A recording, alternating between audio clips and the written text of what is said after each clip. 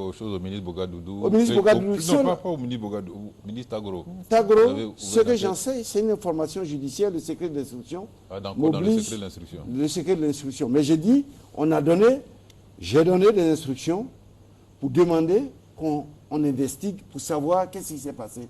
L'enquête est en cours, une autopsie a été faite. Est-ce qu'on l'a fait pour Bogadoudou? Est-ce qu'on l'a fait pour le général Gueye? Si on ne l'a pas fait, posez la question à ceux qui étaient là, qui étaient ministres de la Justice de l'époque. C'est une continuité. Est-ce qu'il y aura une procédure pour jeter la lumière, pour éclairer les Ivoiriens sur ce qui s'est passé antérieurement, avant le 28 novembre 2010? Madame, je ne peux pas, à brûle pour point, vous dire qu'il va y avoir une procédure ou il ne va pas avoir une procédure. Actuellement, je suis dans l'actualité, dans ce qui préoccupe les Ivoiriens. Le président de la République a promis aux Ivoiriens. Oui, mais il y a la commission dialogue, vérité et réconciliation. Peut-être au cours de cette commission, certaines personnes pourront venir s'exprimer, donner. Vous ne savez pas, madame, ce qu'on est en train de faire. Hein? On enquête en douce pour savoir où est la vérité. C'est l'occasion. Oui, on enquête en douce. C'est l'occasion de nous dire, monsieur. Nous sommes battus pour vous avoir ici. Je ne vous cache pas, on enquête, par exemple, le général Gueye. On voudrait savoir, à titre personnel, en tant qu'Ivoirien, en tant qu'avocat, je suis avocat de formation, je n'aime pas les points d'interrogation. Il faut qu'un jour, on puisse éclairer les Ivoiriens sur les circonstances, la mort du président Gueye Robert, qu'on puisse éclairer. Nous sommes sur ce chemin, comme il en est de même de Kiffer. Nous sommes sur la voie, on recherche, il y a des témoins, ça parle. D'accord. Ça parle, mais pour le moment, un jour la vérité se saura. Moi, je suis préoccupé par le dossier d'aujourd'hui. 2010. D'accord. 2011 surtout, 2011.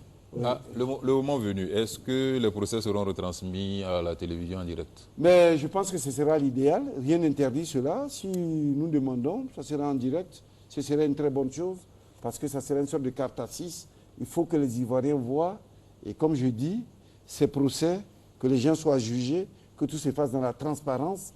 Et que c'est suite à ces jugements que les parents, celui qui a perdu un enfant qui a été tué atrocement, une fois que les condamnations vont tomber, va dire « je peux rentrer chez moi, enfin justice m'a été rendue et je suis prêt à pardonner, je suis prêt à tendre la main. » Parce que j'ai voilà, je crois qu'on a bouclé un peu ce premier tour. Monsieur le ministre de saisir l'occasion. En répondant à la préoccupation d'un téléspectateur, vous avez dit que les enquêtes préliminaires au niveau économique sont terminées. Oui. Quelle est l'ampleur des dégâts, si c'est possible de savoir? Mais c'est pour cela que nous avons envoyé, je peux vous donner indicativement, si nous devons chiffrer en termes, parce que l'ampleur des dégâts, il y a des dégâts qu'on ne pourra jamais réparer. Parce que les dégâts moraux, les préjudices moraux, les chiffrer. Oui, je parle de crimes économiques, parce que les conséquences des crimes économiques. Oui. Les effets collatéraux. Les effets collatéraux, c'est ce qu'on appelle les préjudices moraux. En termes, je dirais, il n'y a pas moins de 1000 milliards. 1000 milliards, les dégâts qui ont été commis. C'est ce que le patronat a déclaré récemment. Oui, il y a le patronat, ce dont parle le patronat, ça, ce sont les préjudices. Moi, je parle de l'État. Je parle de l'État. Il n'y a pas moins de 1000 milliards de préjudices, sans compter les préjudices moraux. Les préjudices moraux. On a empêché certaines personnes d'avoir accès à leur salaire parce que suite aux réquisitions, ceux qui n'ont pas respecté les réquisitions ont vu leur salaire suspendu. Ont vu leur salaire suspendu parce qu'ils n'ont pas répondu aux réquisitions. Ça s'est passé ici dans ce pays au XXIe siècle. À l'heure de la mondialisation, à l'heure de l'ouverture de tous les pays. Nous disons plus jamais ça. Allez-y. Oui, comme aussi on a vu les avocats de l'ex-président Laurent Gbagbo être refoulés à l'aéroport. Pourquoi est-ce que ce comportement-là ne biaise pas déjà le procès? Merci, Mme Kadi Fofana. Il faut qu'on s'explique, qu'on parle des avocats. Sans grande forfanterie, j'étais l'avocat du président Henri Konan Bédié et d'une bonne partie des membres du gouvernement du président Bédié, après le coup d'État de 1999, nous avons organisé notre collectif, nous avons pris toutes les dispositions légales, c'est le minimum.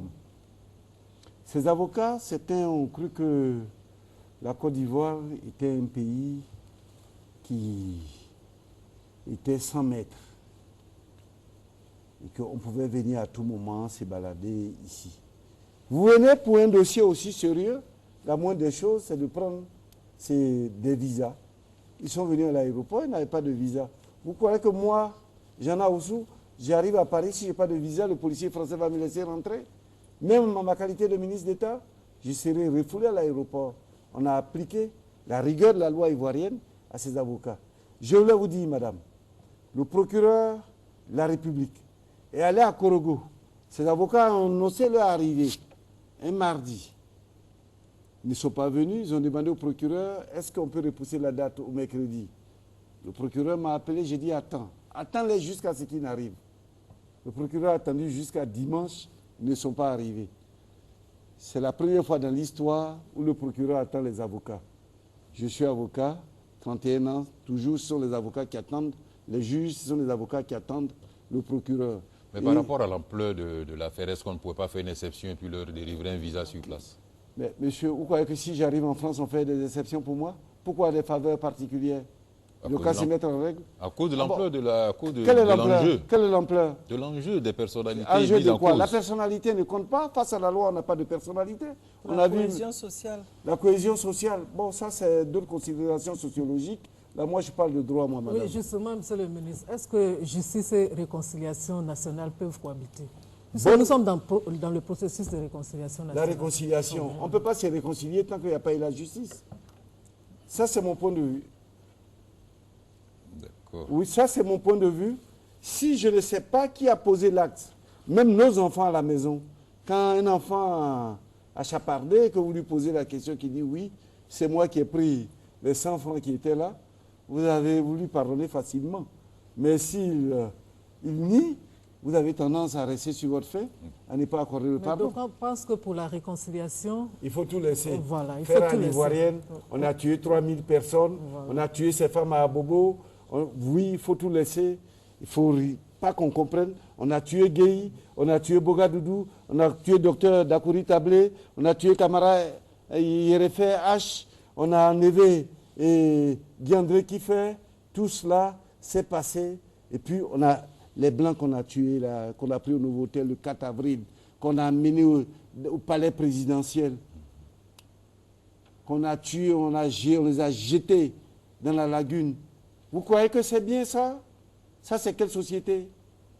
Quelle société on veut donner à la Côte d'Ivoire?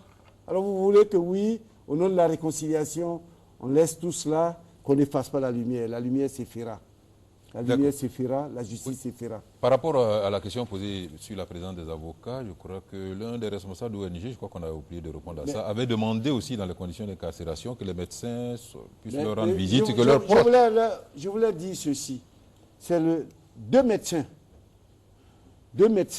ont été mis à la disposition de ceux qui sont au Golfe. Et ceux qui étaient, à la pergola. Le Golfe m'a... Vous avez tellement duré au Golfe. J'ai duré au Golfe que c'est ma référence. À la pergola. Le médecin personnel du président, Dr Sanogo, Dr Touré, sont les deux qui sont allés régulièrement à la pergola. Et partout, dans tous les lieux où ces personnes résident, il y a un médecin qui les visite. Le dernier cas que j'ai eu, Niamey Yao qui s'est trouvé à Bouna, se sentait malade. Le médecin a confirmé que c'était une maladie sérieuse. On l'a évacué ici, aux frais de l'État ivoirien. Il est hospitalisé, tout est payé. Et les proches? Et les visites des proches? Ici, il va mieux. Il va mieux, hein? Oui, les visites des proches. Je vous ai parlé d'une question sécuritaire. Hein. Les proches, vous savez, les proches en Afrique sont très nombreux. Les proches sont très nombreux. Et puis, il y a des portables qu'on a pris, on a tracés, on a vu avec qui les gens étaient en contact pour toujours déstabiliser la Côte d'Ivoire. Jusqu'à mi-mai, ça tirait encore à Yopougon, on avait peur. Quand ces mercenaires partaient, vous avez vu les dégâts qu'ils ont commis sur leur route? À Dabou, à Grand Laou, oui, Sassandra, San Pedro, dans leur fuite. Ils recevaient des messages, alors c'est ce que vous voulez dire? Mais madame, vous croyez qu'on va rester là et puis sous le coup de la réconciliation, des personnes vont venir encore angoisser, torturer moralement les Ivoiriens? Les Ivoiriens ont besoin de paix. D'accord, nous allons boucler un peu les conditions de ces résidents surveillés là. Monsieur Baïti, je n'ai pas fini. Ah bon? Je voulais dire par rapport aux avocats, la dernière fois on allait à Bouna, J'ai demandé à l'ONUCI, je me suis rendu à l'ONUCI pour demander un avion pour transporter le procureur, les officiers de police judiciaire. Les avocats n'avaient pas de moyens, ils ont demandé, nous avons accepté qu'ils empruntent l'avion, l'hélico, qui les a accompagnés à Bouna, qui les a ramenés. Mais cela n'entame rien notre détermination à faire la lumière sur tout ce qui se passe. Pour dire, ce n'est pas le traitement. Les avocats, je peux vous dire, depuis que je suis là, ils parlaient résidence surveillée, ce n'est pas bon, c'est illégal. Ce n'est que cette semaine que des avocats ont eu l'idée lumineuse de faire un recours. Ils ont écrit officiellement de faire un recours.